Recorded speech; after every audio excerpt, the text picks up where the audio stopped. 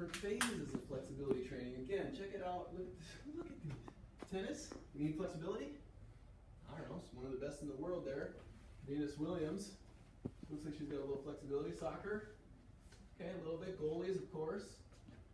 Holy gymnast. Gosh. Unbelievable. 3 types of flexibility training. There's corrective. That's mainly what we do. Somebody's not moving right. We got to correct that before we can work on making them be the all-star athlete. The functional, that's more the functional stuff. Active. Once we get through correcting the problems, we get you out of pain, you're doing pretty well. Then we talk about the active stretching, and the differences are subtle. We start them all with foam roll, so I don't care what you're doing, foam roll is that good. We talked about static stretching, how it doesn't work that well. Well, it's a good place to start for corrective stuff. It's pretty gentle, it's very safe.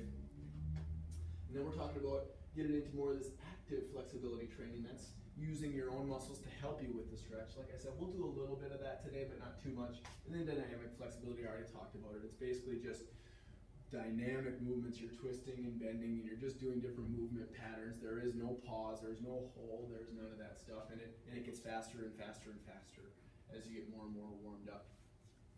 And then there's this PNF, and that one's one you need a helper for. And I do that with a lot of you guys in here. That's the contract, relax stuff where I'll pull your hamstring up and I'll tell you to push down into me and then breathe in and breathe out and that sort of thing. But when you do it, this is easy stuff. I like to do it before exercise when it's for corrective purposes, or when you're stretching or foam rolling the antagonistic muscle groups, so the opposite muscle groups that you're working that day. Or, like I said, if it can be the muscle groups that you're going to work that day if that muscle group is too short. So most people's quads are pretty short. Even on a squat day or on a leg day, I'll still have people roll and stretch their quads, because I don't care if they're weaker, because it lets their glutes and their hamstrings work, which are weaker. So it's the Robin Hood idea that we're doing for that.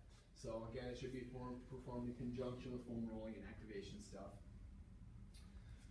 Like I talked about in the beginning, warning, static stretching can decrease performance and increase risk of injury in some circumstances. So don't do it before the big game or the big meet, or when you're trying to get a 1 rep max on bench press is not the day to be foam rolling your pecs. Okay. Other than that, you can do it. You can do it after your exercise too. Sometimes after people work out, their muscles tighten up. Go ahead and stretch afterwards. If you loosen them back up, get a little bit of that fluid in and out of the muscles there. You can stretch anytime. First thing in the morning, last thing at night, over lunch break, doesn't matter. It really doesn't. I like to use it before the workout because I do a lot of corrective stuff. That's when I would suggest it for most of you guys, but the more the merrier. How do you do it? Good question. There's a few rules, guidelines, simple stuff. Stretch the right muscles. Don't just go around stretching any old thing that you know how to do. Make sure it's one of your type muscles. If you're not sure, ask. Do it slow. Listen to your body. 1 to 4 sets, 20 to 30 seconds. Okay, one time here, 20 seconds. One time here, I'm done. It's that simple. It does not need to be the whole entire workout. If you want to do it more, knock yourself out. Go for it. If you have more time, or if you think flexibility is really a big issue for you, do it more. Okay? But one of the things I like to let people know is be present in the moment. Sometimes I see people and they're just stretching just to get it done with. And keep in mind why we're doing it. We're trying to get a lengthened muscle, better tissue extensibility here. So if I get and try and do oh gosh, I'm just going like this, I might be putting more strain on my shoulder capsule than I am on the muscle I'm actually trying to stretch. So it's not just grab something hard and pull on it, or if I tell you to get into a doorway, see how far you can. It's not an ego anything. It's feel it. I don't care. You're not going to impress me by showing me how far back you can bring your arm if you're doing it wrong and you're compensating to get it there. A lot of times less is more. Slow down. Feel it. Talk to yourself. Listen. Okay, I can feel it now. Oh yeah, it feels restricted here. Just have a little bit of quiet time with yourself and listen to your body. It will talk to you. It will. Don't be thinking about work. When you're in the gym, that's you time. Don't think about bills and the significant amount. Don't think about that crap. Avoid pain. So this isn't the, if I can just stretch harder and don't put yourself in pain. There should be a little bit of mild discomfort. But if it goes beyond that, you're doing more harm than good. Okay, and you're probably stretching something like a joint capsule or something that doesn't need to be getting stretched. So just slow down, don't hurt yourself. Do it with good posture, okay? Just like with your exercise, put yourself into a good place before you start doing this stuff. Last but not least, do it every day. Some exercises you don't want to do every day, but stretching and flexibility work, you want to do every single day. Now, you don't have to do all 12 stretches every single day. You can do 3 stretches during the push workout, 3 stretches during the pull workout, 3 stretches during the leg workout, and that's it. The talks start at 6 now, so we're actually just about wrapping up here. So, the active isolated stretching, that's the one where you're using your own muscles to kind of help. That's right. And what you want to do is 1 to 2 sets, 5 to 10 reps. Let me just give you one example. I'm going to demonstrate one here. It's for the hamstring. Okay, so active isolated, I'm just using my own muscle, my quad, to help me with the stretch. So what I do is I go, I need a chest, and then I use my quad strength here to power through that hamstring tightness that's here. And then I hold it for 1 to 2 seconds at the top, and I let it back down, and I come on back up, and I just use that quad to just power through that tight hamstring, as opposed to just trying to keep my leg straight and bring it back as far as I can. It's a little bit different where you're actually using your own strength to stretch through. It's also a little bit more effective as well, but it's a little harder to remember. So what do you do? All right, we're going to start with static stretching. When you guys get a good foothold on that, we can start to ramp it up a little bit. But that's an example of the active isolated stuff. Well, if you get bored with that stuff, or you don't retain that stuff very well, do yoga. Do heat yoga if you want to take it up a notch. That increased temperature, talk about the tissue viscosity, right? The taffy stretches better when it's heated up. Go in the sauna and then stretch. Gotta get creative. Okay, so the last slide, I did not put a conclusion on there. All right, this is it. These are the main muscles that we're going to look at stretching because these are the posture muscles. All right, and the posture muscles are the ones that tend to get tight. So we're going to break this down into a couple of groups here. So we call it upper crossed or lower crossed. Okay, lower crossed is big arch in the back, right? It's anterior pelvic tilt. Whoa, what happened here? Camille? I don't know what happened. We can work on that. It's all right, I can keep talking. So that's called lower cross. It's the big arch in the lower back. And then also we have the upper cross. Upper cross is forward shoulders, kyphosis, pecs are rounded from typing, keyboard, we're kind of closed off in the chest. You can definitely be both lower crossed and upper crossed, right? Or you can be just upper crossed with a flat back. We also can have forward head only, or we can have forward head with our upper crossed. People who have shoulder pain, shoulder issues, most likely you're upper crossed. Most people in general are upper crossed. We sit, we type, our hands are up in front of us all day long. We're not doing extension exercises all day long to undo. So, lower crossed, a couple of things happen. We'll start with that. That's the top half of the list here. So, if you think you have a flat back, or if you think you have a posterior pelvic tilt, and you definitely don't have the big arch in the lower back going on, don't worry about these. Don't even take note. Don't worry about it. But feel free to give them a try. If any of these muscles are particularly talking to you, maybe you'll need it. So what happens here? Pelvis tips forward, quads get short. It says sartorius in one. The TFL, the rectus femoris, the psoas muscles, they all get short and tight. Lower back muscles get short and tight. Hamstrings and glutes get long and weak. Abs get long and weak. So I'm telling you, if your pelvis tips forward, you have weak abs. It's that simple. When you understand forced couples, how the body works, I can look at somebody with the anterior pelvic tilt and know they have weak abs. Now their abs might be strong compared to the guy walking down the street who doesn't work out, but they're weak in relation to the lower back muscles. They're weak in relation to the quads. Okay, so I don't mean like you're weak, you're just a weak slug or something like that. You might still work out. They might be stronger than the average person's abs, but in comparison to your body, they're weak if you have that anterior pelvic tilt. It's just the alignment. It's the actin, myosin overlap. your abs are stretched out. So the abs run from your ribs, your sternum, to your pubic symphysis, right? So if I'm in good posture, look at the distance between my two fingers. Now if I go into an anterior pelvic tilt, what happens to the length of this muscle? They're longer. And what do we say about longer muscles? They're weaker. And shorter muscles are stronger. So if we look at the lower back muscles, attaching from our sacrum anywhere in our spine, and now I go and arch my back, do those muscles get longer or shorter? Shorter. So they're stronger. There's a ton of actin myosin overlap. Because there's a ton of actin myosin overlap, those muscles are strong. Do you think a strong muscle likes to work? You betcha. So when you go to do a back extension on the Roman chair, or you go to do whatever, and your pelvis should be bringing your body up, but instead your lower back does all the work. And your lower back's tight all the time, because it's a workhorse. So we're trying to shut down the workhorse muscles, because when your lower back is doing that like crazy, not doing anything, okay? Not doing anything. I'm telling you, muscles are like light switches. They're on or they're off. And I'm telling you, there's not even a flicker that happens in the glutes. And it's supposed to be one of the biggest, strongest muscles in the body. Crazy. So we're gonna start with the lower body stuff, and then we'll come back, we'll talk about the upper body stuff.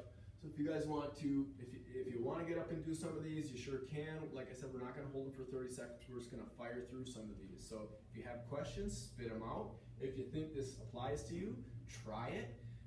Camille had some sheets that she can hand out if you guys want to take notes on any of these techniques as we go along. 7:20. Okay, so time update. It's what? 7:20.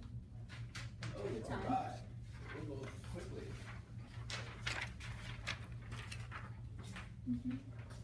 Okay, quick anatomy. Top part of the calf, gastrocnemius. Bottom part of the calf, soleus. The difference, now we have actually a handy dandy little calf stretcher. Sean, you want to dig that calf stretcher out of there for me? The other one. There we go. Thank you, sir. So actually, one of my favorite stretches for the calf is using this dealy bob. Put the back part of the heel here, you just stand up, and you let your body weight rock that heel back. You're gonna get a good calf stretch on this, and I actually really like it because it supports the heel, versus standing on a stair and just letting your heels dangle like that. There's no support, and you don't wanna risk a ruptured Achilles tendon, because I hear they're very painful. So that's gonna do a good job when the leg is straight of stretching your gastroc. Another way of doing it is just coming against the wall, making sure your heel is down and your leg is straight. What happens is people tend to find the position of comfort. You're gonna find that little foot turned out very, very often. What I have people do is not only straighten it, but almost cheat it the way it doesn't wanna go. Make sure the heel stays down. Now, if you wanna stretch the soleus, the lower part of the calf, all you need to do is bend the knee.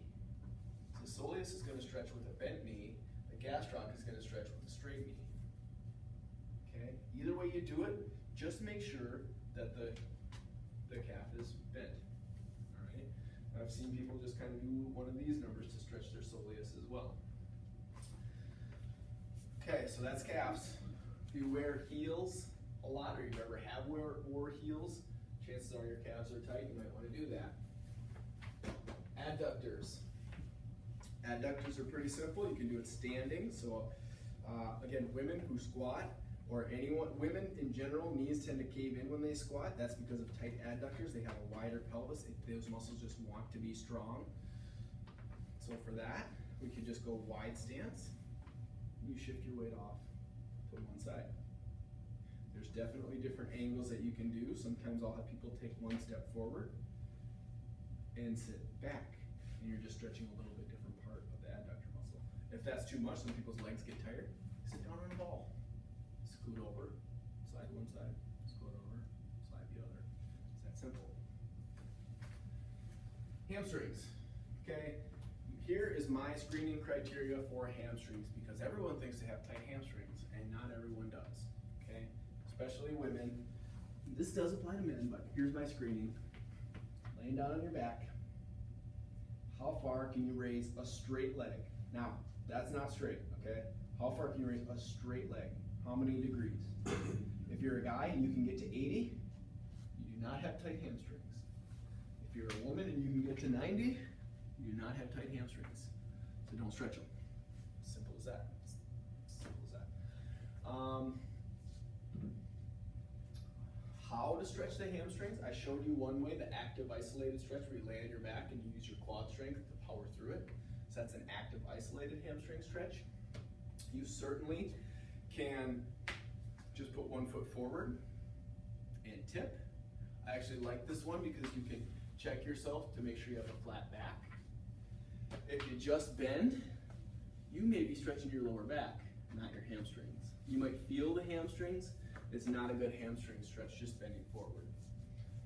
Same thing, sometimes just keeping the leg up is not always very good because I can bend forward like this. It might be my lower back that's going out my hamstring. You might feel it in the hamstring, but it's actually better to keep a nice flat back.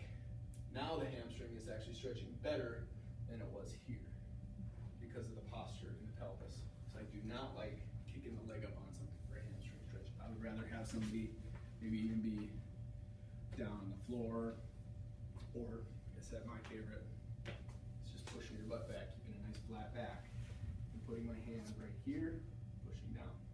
Men tend to have tight hamstrings. Psoas. Oh, the psoas muscle, my gosh.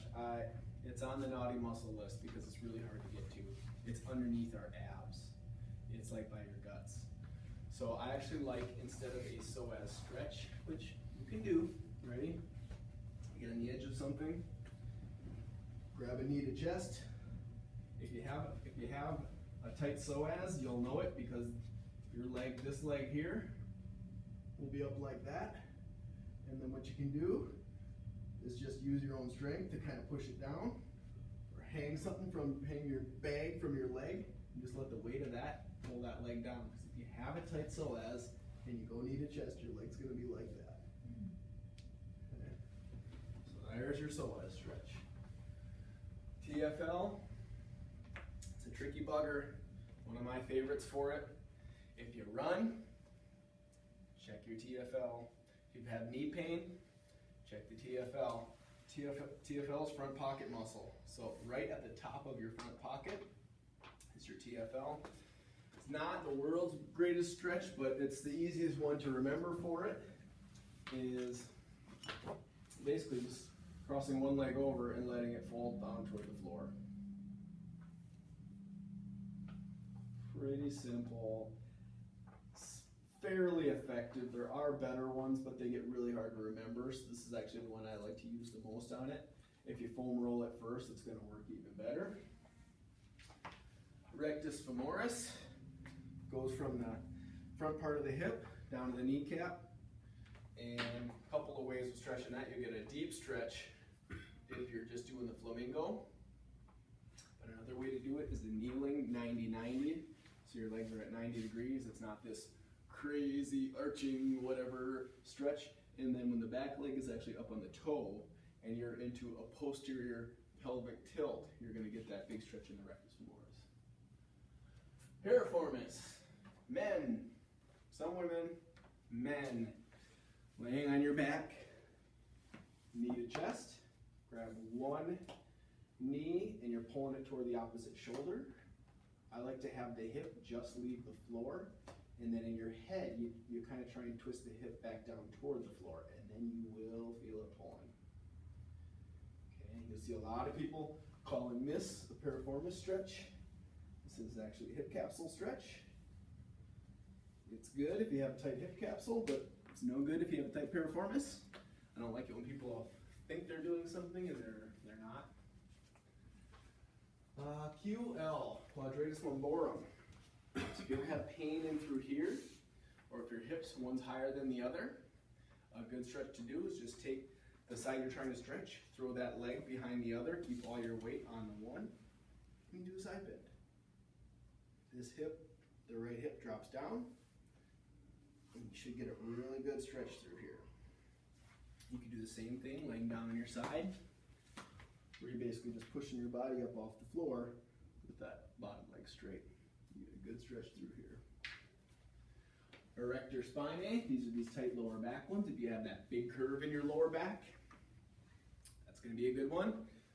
I like either a single, just knee to chest, or a double, knee to chest, and then you're trying to flatten your lower back, flat down toward the floor.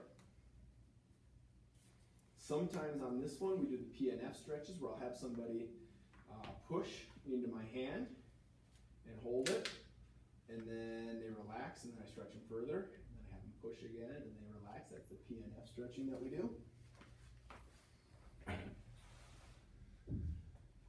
And so that kind of wraps up the main lower body stretches. When we're talking about lower cross syndrome before we move on to the upper stuff, really the main ones that I'm looking at are the lower back muscles. That's people who have a big curve in their lower back. And the hip flexors. And your hip flexors are really your TFL, your rectus femoris, and the psoas, right? So the psoas is hard to stretch, the TFL is hard to stretch, and the rectus femoris, is actually not too bad, but if you have painful knees, sometimes this one actually can be a bit much for it. All right, and then it'll really start to get fun when we talk about the activation exercises, because once we stretch out the lower back and the hip flexors, that opens up the door to start doing some ab and some glute strengthening, and we'll talk about that in the muscle activation class. And as we get to the third and the fourth class, we'll really start to tie things together. Okay, step one, foam roll this muscle, stretch this muscle, activate this muscle, and you're on your way. All right, upper body stuff. Forward, upper cross. So we have tight pecs, we have tight either levator scapula or upper trap muscles, probably some tight neck muscles, scalenes, sternocleidomastoid muscle, sometimes front delt, and then we get some weak muscles on the back. All right, so we're talking about pec major, minor, and lats. Those are two basic muscles, the prime movers. Sometimes they adaptively shorten, not because we're using them too much, but because of posture. For the pec, I actually like what is called the doorway stretch. So if you get into a doorway, you can catch your arms, and if the door is open, I can lean forward and allow those to stretch. You could do one arm at a time, or you could do both. I like to make sure that the elbow is even with the shoulder or above the shoulder if you're trying to stretch the pec minor. Moving on to the lats. Now, a lot of different ways of stretching the lats. I mean, one of them would be as simple as just grabbing something, bending over, and you just kind of, I like to shift my hips kind of off to the side. So that's one way of doing it. Another way, if you have a ball, I've got a few different lat stretches. These are, again, someone who has a big curve in their lower back should stretch their lats. Or if you're going to do an overhead squat and the arms come down like that, stretch the lats. We could do a ball lat stretch like that. You just use the ball to kind of help you bring your arm up straight. Or the easiest yoga pose of them all, child's pose. Just let your butt come down, arms are up nice and straight. What I find, if you want to get a little more out of it, you just curl your fingertips off to one side, and then you'll feel the one lat pull a lot more after 20 to 30 seconds.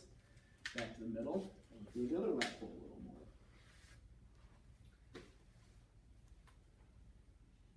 Talking about teres major. Teres major is a problem muscle that gets overlooked very often because most people don't know what it is or where it is or what it does or any of that stuff. But for teres major, I like to start on my back and then just let that arm kind of fall overhead. I also like using my other hand to press on that muscle as we do it. So I just have my hand kind of in my armpit on my shoulder blade, and I bring it up overhead. I bring it back up. This is actually like doing a little bit of soft tissue release on yourself, which is, in my opinion, even better than stretching. You can see I got this muscle right in here. I bring it up, push my finger on it, I bring it overhead. That is a good one. If you've ever had any shoulder issues, you want to work on that. Upper traps. Okay, upper traps. So if you want to stretch the upper traps, you can either grab on to the side of what you're sitting on, and you tip your head looking the same direction you're trying to stretch. So if I'm trying to stretch my right trap, I look to the right and tip my head to the left. Or put your arm behind your back and just look the opposite direction that you're tipping. That's gonna stretch the upper trap. If you're looking to stretch the levator scapula muscle, you're actually looking down and in the same, tipping in the same direction. So if I'm trying to stretch my right levator scap, looking down and to the left. If you really want to get more out of it, bringing this arm up behind the head and just looking into your opposite pocket. Sternocleidomastoid, that's this big muscle here. So if you want to stretch this muscle, it runs from the back of your head to your collarbone here. So if you want to stretch this muscle, you end up looking one way and tipping the opposite way. That looks like Similar to the upper trap. looks like you would need to come in for an adjustment. If you've ever heard of torticollis, that's exactly what that is. Mm. And you know what the medical system's approach to treating that is? Snip the muscle. Oh, really? And it'll cause a whole bunch of problems too, because little kids have, tell me you've never seen a little kid with a little twist like this in their neck. Happens all the time from the birth process, right? Pulled and twisted out of a small space, they get torticollis. And when a kid lays like this, they can't really do much besides lay there all day. They start to get a flat spot. Then they put them in a helmet, right, to try and get rid of the flat spot. And then they cut the muscle. I would recommend for you to do a chiropractor, get checked, do a couple adjustments, see if that works. It tends to work really, really well. I've had a number of kids myself come through here and responded really, really well to it. So a lot better than the other helmet path. Then we're almost there. Scalenes. Scalenes are easy. Just tipping the head directly off to the side. We're going to stretch the middle part of the scalenes. These are accessory respiratory muscles. So people who do lots of cardio tend to get tight scalenes, especially if you're not breathing properly with your diaphragm. You start chest breathing. People who are stressed out and chest breathe, the scalenes, muscle on the side start pulling up and they can cause all sorts of problems. There are 3 sets of scalenes. There are anterior, middle, and posterior scalenes, but for the sake of simplicity, just tip your head directly off to the side. Subscapularis. Subscapularis basically is just bringing the arm out like this. What I would also do is catch it in a doorway. So you catch one arm on the doorway here, just keep your elbow in, and you just lean forward. Suboccipital is another easy one there at the base of the head. So anyone who has a forward head has short, tight suboccipital muscles. Anyone who gets headaches probably has short, tight suboccipital muscles. It's a good thing to do. Tuck the chin. Just pull the head down. You'll feel all sorts of pulling back in here.